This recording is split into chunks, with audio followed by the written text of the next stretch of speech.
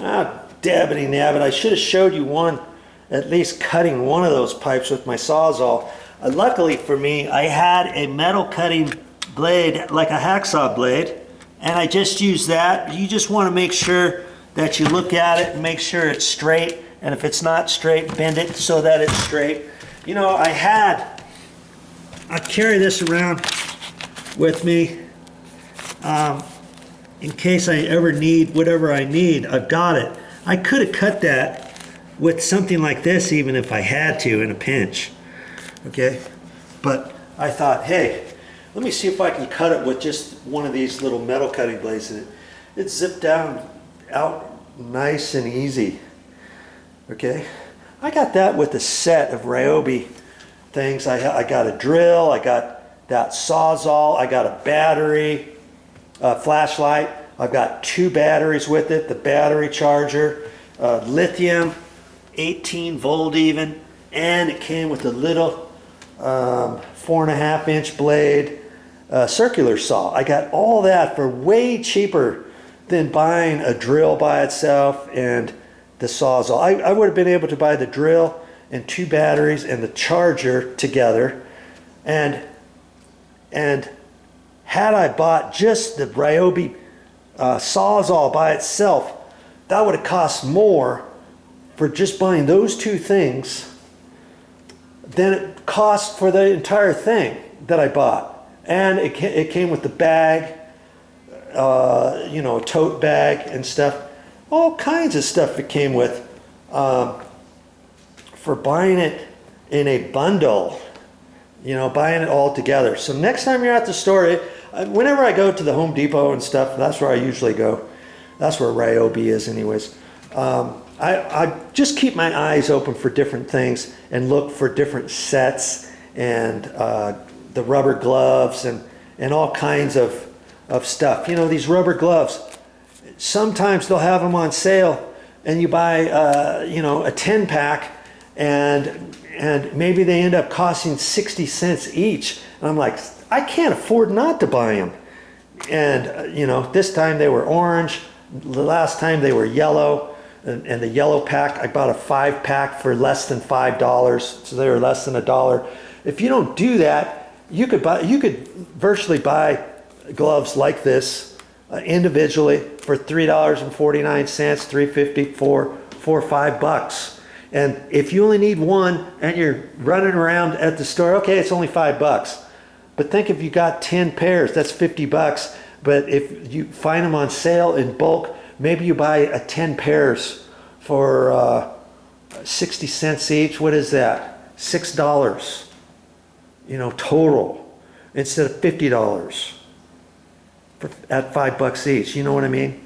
So I'm always looking for stuff like that, and I'm always looking whenever I buy other certain types of things.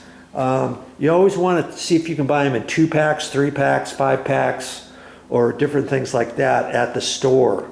Okay, there's always money to be saved when you buy in bulk.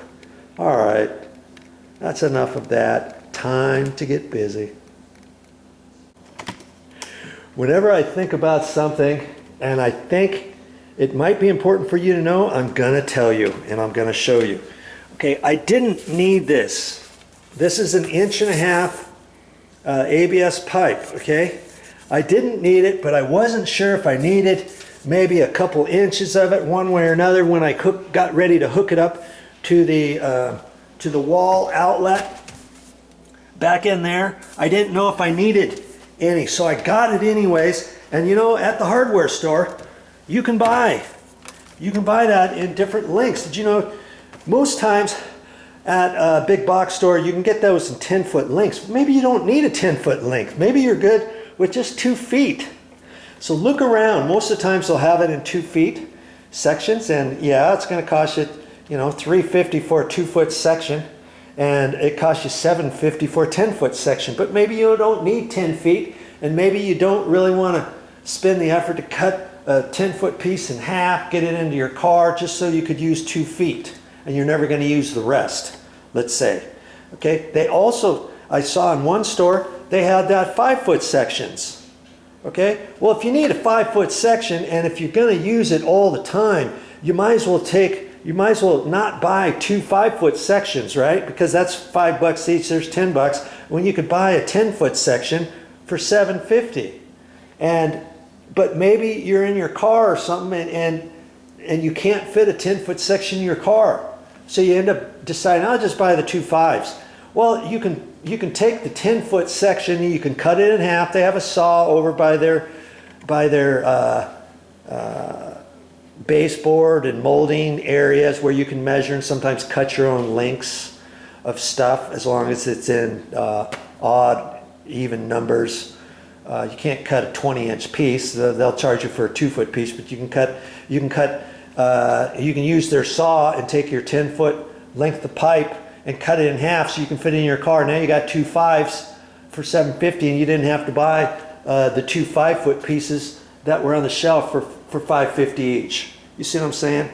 So different things like that. But in any case, yes, you can get this stuff in little lengths. That goes for sheetrock patches too. Sometimes you can buy a 16 by 16 inch or square piece of 5/8 sheetrock or 1/2 inch sheetrock or 2 foot by 2 foot.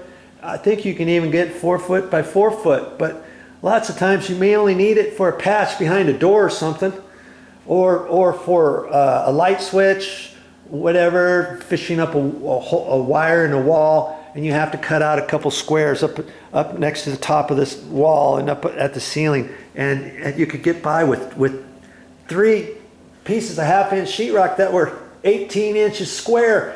Well, maybe you can buy those 3 little pieces at the store. You don't have to figure out how on earth am I going to get a 4x8 sheet of sheetrock from the hardware store when I only have a car.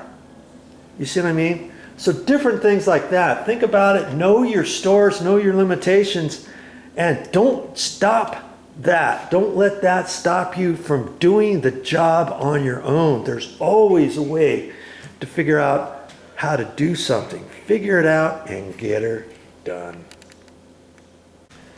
And one last thing on the garbage disposal. I've reviewed this with you before in one of my other videos if you watch that segment, but you know, this is going to come with the garbage disposal. Make sure you save that because you put it into the bottom and use it as a crank in case this ever gets plugged up. You can unplug things with this. I've seen some people, they'll put it on a piece of masking tape or duct tape, and they might duct tape it to the back side or something, or with a Velcro strip, or they might reach up underneath the drawer and set this up here, or put it in a corner someplace. You always want to keep this underneath the sink. So I've got to remember that when I get done.